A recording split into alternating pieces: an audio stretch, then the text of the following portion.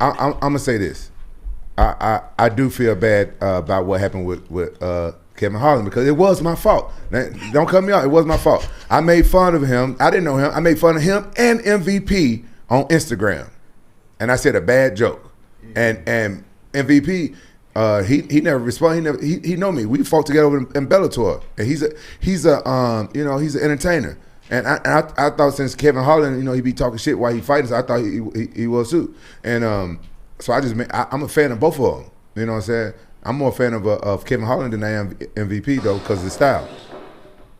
It's very disrespectful, right? So we wanted to get Kevin Holland on the show, and Barrett hit him up at FaceTime, and Kevin Holland was like, he started talking shit, and I thought it was a bouncer like us, like what we doing? And he was like, oh, I'll come on your show, but we got to spar. I was like, oh, you don't want to spar me, young buck. You know how I am, joking around. He said, yeah, we got to spar. And I thought we was cool.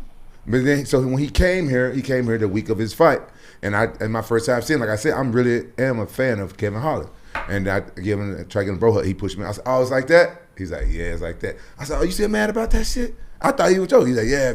Then he came here. I'm gonna be 100. He came here with bad energy and nobody liked him out there. I didn't do shit. It was like, listen, he came and sat down. You see what happened when y'all sat down? Barrett tried to give you guys gifts and stuff like that. Barrett, he hooks up. Barrett loves this. He hooks you guys up. He loves you guys. He tried to give Kevin Holland, and Kevin Holland was rude to him. And a couple of the guys behind the camera and stuff, they was like, they was already talking about jumping Kevin Holland. I'm telling y'all, real talk. They didn't get that on camera. They didn't get that. They probably got that, but they probably got embarrassed. They didn't want to put that out there.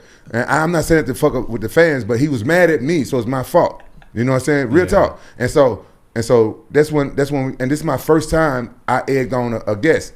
And when Barry was talking, then I said, fuck it, you'll be rude to me. I'm saying, I think it's your ego. And that's when everything started. But after all that, he got himself out and he was upset with me. Then I started liking him. He's real, and he kept it real. He didn't come here kiss no ass, nothing like that. The guy stood on business. He walked in here by himself.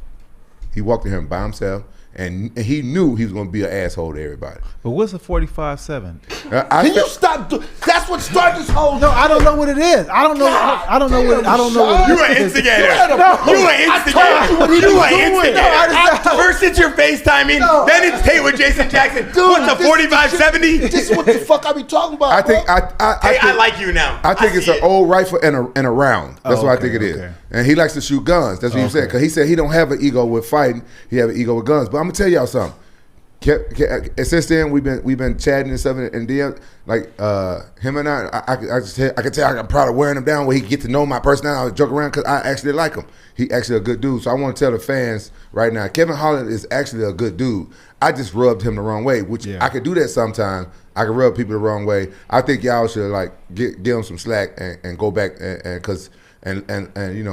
support the guy again. You know what I'm saying? Real talk. But without knowing the circumstances, thank you to the audience and the MMA world for having your back.